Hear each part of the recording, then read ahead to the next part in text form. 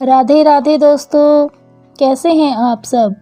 आज हम अपनी इस वीडियो में आप सभी के लिए माता लक्ष्मी और भगवान नारायण की बहुत ही सुंदर कहानी लेकर प्रस्तुत हुए हैं।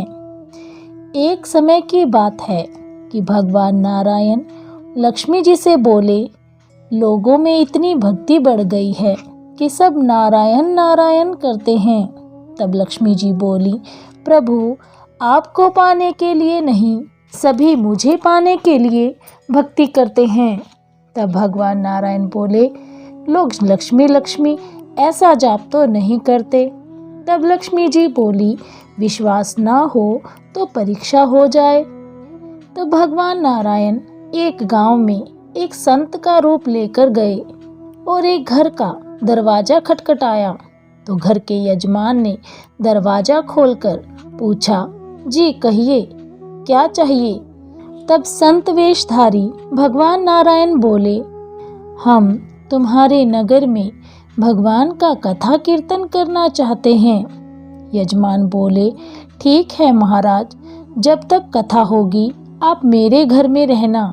तब गांव के कुछ लोग इकट्ठे हुए और सब तैयारियां हो गई। पंडाल तैयार किया गया। कथा के पहले दिन कुछ ही लोग आए।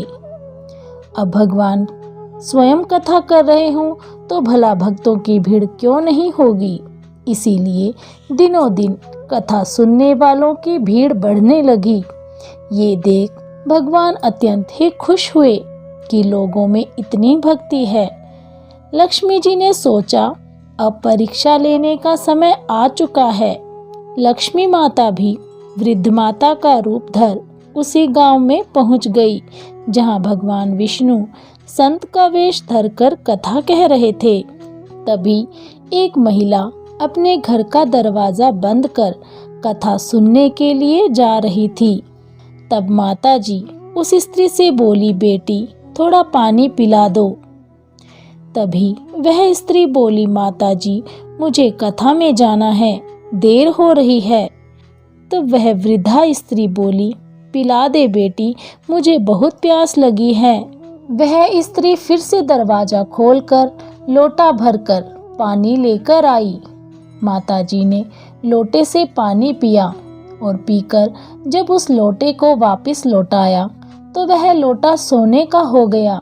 यह देखकर वह स्त्री हैरान हो गई कि मैंने तो पीतल का लोटा दिया था। वृद्धा स्त्री के पानी पीने के बाद वह सोने का कैसे हो गया।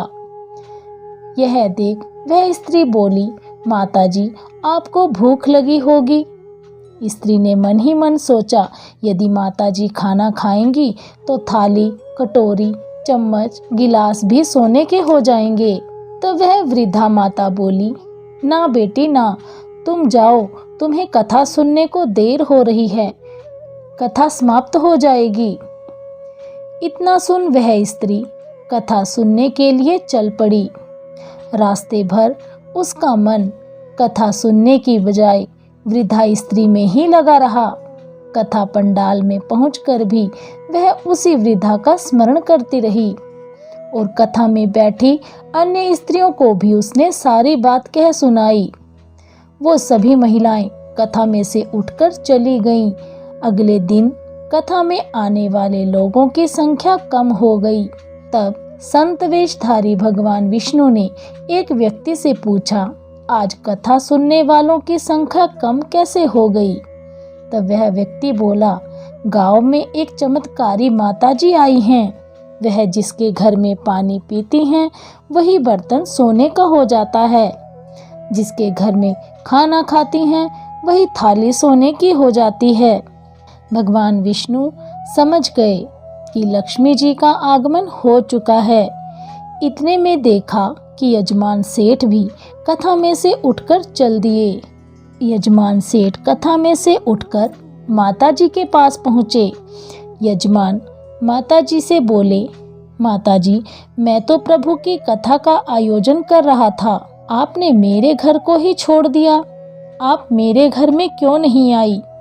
माता जी बोली, मैं तो तुम्हारे घर में सबसे पहले आने वाली थी, लेकिन देखा तुम्हारे घर में वह कथाकार ठहरा हुआ है। यह सुनकर यजमान सेठ बोला, बस इतनी सी बात, मैं अभी उन्हें किसी धर्मशाला में कमरा दिलवा देता हूँ। जैसे ही संत वेशधारी भगवान नारायण कथा कहकर घर आए, त्यों ही सेठ जी ने उनसे कहा, महाराज आप अपना बिस्तर समेट लीजिए, क्योंकि आपके रहने की व्यवस्था मैंने धर्मशाला में करवा दी है। भगवान बोले, अभी तो कथा के 4-5 दिन बाकी हैं।